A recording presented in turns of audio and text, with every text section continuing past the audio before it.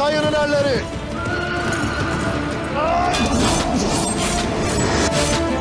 Yüzümüzü garba dönmenin vakti geldi. Yeni şehre İslam'ın sancağını dikeceğiz. Nizam-ı alem davası için.